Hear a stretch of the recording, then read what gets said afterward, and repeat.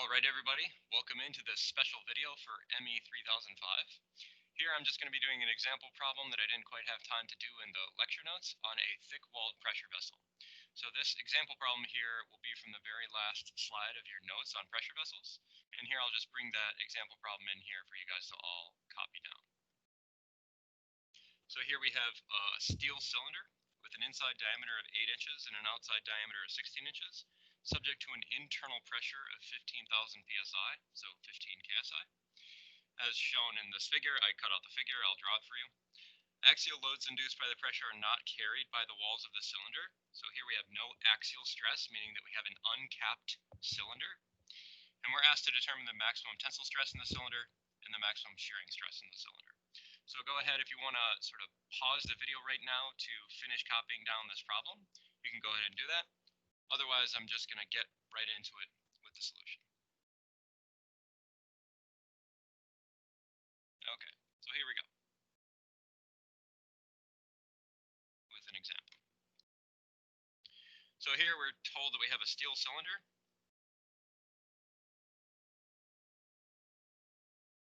And our elastic modulus were given to us as 30,000 ksi. I'll rate it here as 30 msi. And we're also told it has a Poisson's ratio nu, which is 0.30. And here we have a cylinder. And we're told dimensions of the cylinder. So let's go ahead and do that. We're told it has a diameter on the inside of 8 inches and a diameter on the outside of 16 inches. So the way that we labeled that in class, I'll try to be consistent with what we did in class. I'm going to label my internal radius, which is half of the internal diameter, as A, and this here is going to be 4 inches. And then I have an external radius, which is going to be half of the external diameter, which we label in class as little b, which is going to be 8 inches. We're also told that there's an internal pressure on this cylinder. It's kind of like bearing down on the inside of all these walls. And this here is our internal pressure, Pi. We're told that it's 15,000 psi, or I'll just write this as 15 ksi.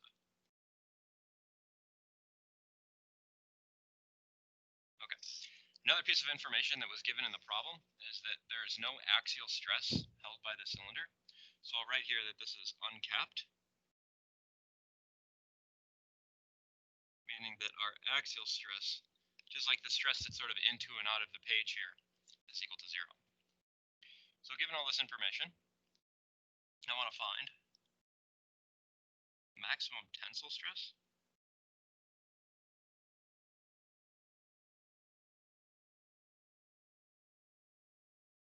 and max shear stress.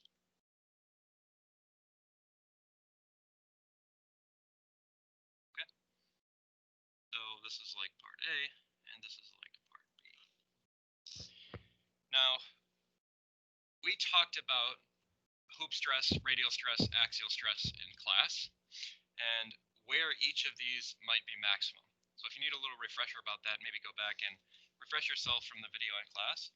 But the maximum tensile stress, if we have an internal pressure only, this here will be inner radius, and it will be the hoop stress. Right. We might want to check the radial stress as well, just to be sure. But I think you would understand that the radial stress on the inside of the wall is just going to be the negative internal pressure. It's also something we talked about. But here, the maximum tensile stress is going to be on the inner radius, and it's going to be equal to this sigma theta. Right? The maximum shear stress, this requires a little bit of discussion before we dive into this, because we said that these elements that we have in the pressure vessel, they're kind of under this isostatic pressure condition, with only like the radial stress, the hoop stress, and the axial stress. But we know from our three-dimensional stress discussions early in the class that we still have some maximum shearing stress orientation which could occur, which is going to be something like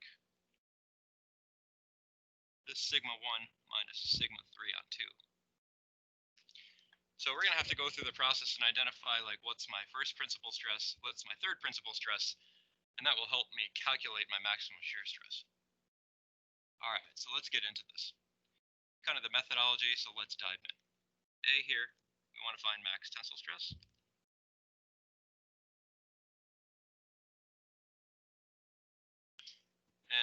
like I said, this is going to occur on the inner radius.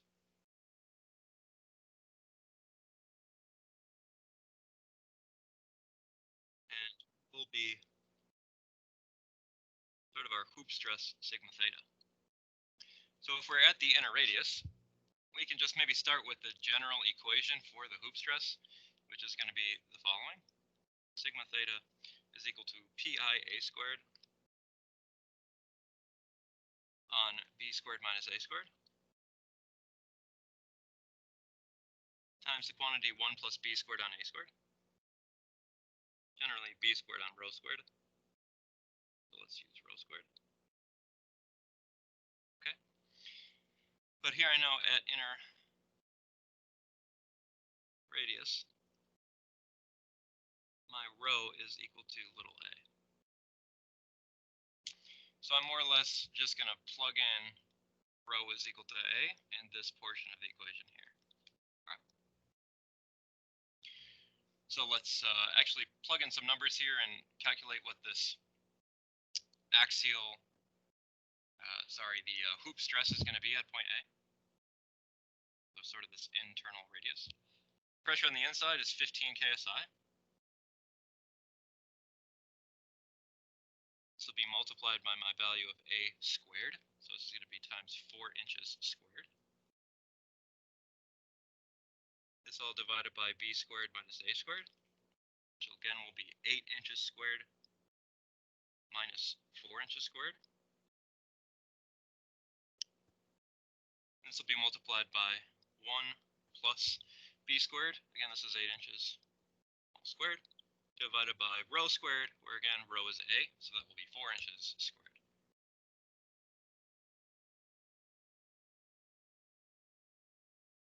All right. So when all said and done, this hoop stress is going to be equal to 25 KSI. And since I know that this is kind of like the maximum shear stress, I'm also going to label this as the highest principal stress, because we know this hoop stress is in principal configuration. So here, this is also the principal stress sigma 1. All right. Now, part B. I want my maximum shear stress. All right. I know the equation for that is going to be something like tau max is principal stress number 1 minus principal stress number 3 over 2. And I know that inside of a pressure vessel, my maximum principal stress magnitudes are going to occur on sort of that internal wall. We sort of talked about this already. And I know that sort of the 3 stresses in these, kind of standard orientations, sigma r, sigma a, and sigma theta, are going to be my principal stresses. So at inner wall, we have maximum principal stress values.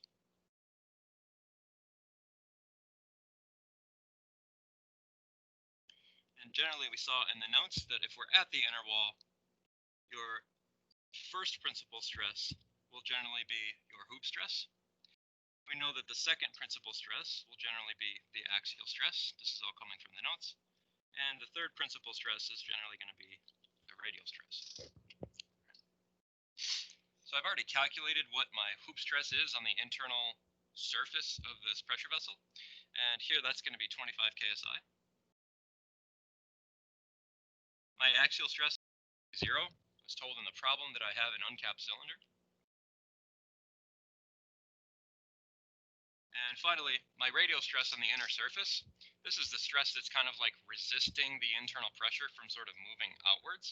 And we know that at the internal surface, the radial stress must be equal to or balancing out the pressure that's coming from the inside of the cylinder. So this is one of our boundary conditions of our equations, and we know that this has to be the opposite of the internal pressure. And so our radial stress here is going to be negative 15 KSI.